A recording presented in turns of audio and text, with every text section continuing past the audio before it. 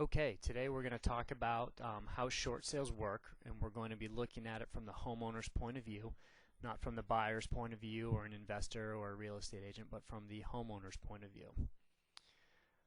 This is the agenda we're going to talk about. What is a short sale? What are your options to foreclosure? What are the negatives to a short sale? What are the positives or the benefits of a short sale? And basically, how does the process work? What actually happens? Okay, what is a short sale? A short sale is a sale of a property in which the proceeds are insufficient to satisfy the liens against the property. It's possible that your lender will accept the proceeds of a short sale and forgive the rest of what is owed on the mortgage. Many people might wonder, why would your lender go ahead and accept this? And it's very simple. They'll do it for basic fiscal reasons. If they can save money by selling now at a lower price than they can or at a higher price than they can down the road, they'll go ahead and do that. They have a little saying that they would rather lose early than lose late. So they'll do it if it makes financial sense to them. They won't do it if it does not make financial sense to them. Many borrowers in tough situations will say things like, well, the bank just wants to do this or do that. No, the bank just wants to save as much money or make as much money as possible. That's how they look at it. Alright, so what are your options to foreclosure? If you're reading this and listening in right now, you might be in a situation where you're behind on your mortgage payment, wondering, what options do I have? I don't want to lose my house to foreclosure. What can I do? Basically, it's pretty simple. You have four main options. And those options are, number one, you could do a loan modification. Loan modifications come in three flavors. One is the bank reduces your principal amount owed on your loan. The second is they could work with you on the interest rate and modify the interest rate to get a payment that is feasible by you. And then the final way they can do it is they can work on the length of the loan. They can elongate the loan and make it longer to make your monthly payments lower so that they might be more feasible to you. Loan modifications sound great, look great, and they are great when they work out. They're just very hard to do because in most cases the borrower just doesn't have that many options to work out a payment plan or a loan modification that actually works that they can stick to.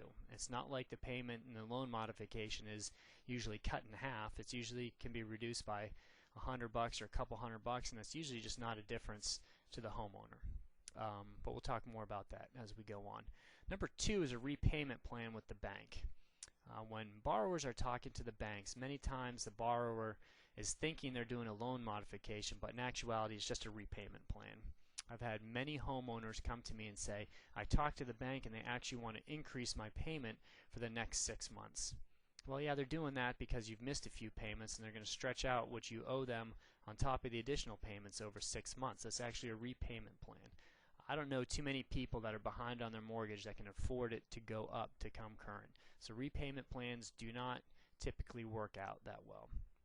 Option number three, which is the meat of this presentation, is a short sale. A short sale I think is a good option. It's not nearly as good as getting your loan current and keeping it current. That is obviously the best for all parties involved, but a short sale is helping many people out that are behind on their mortgage right now. And the final one is a foreclosure. You want to avoid the foreclosure by all means necessary, and we'll talk more about that as we go on. Okay, the negative aspects of a short sale. What are the bad things that happen if you decide that selling your property short is the route you want to go? First of all, you can have an impact of late payments. If you're behind on your mortgage, regardless of if you decide to sell short or foreclose or to do a loan modification, you've already had late payments. Once you've had a late housing payment, your credit score normally takes a very significant hit.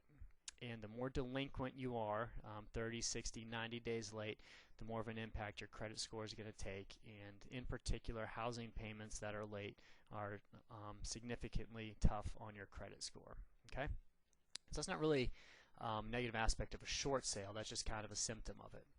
Number two is an impact of a serious delinquency. Serious delinquency, I think it's actually called a serious derogatory delinquency, is a score reasoning code 22 of the credit bureaus.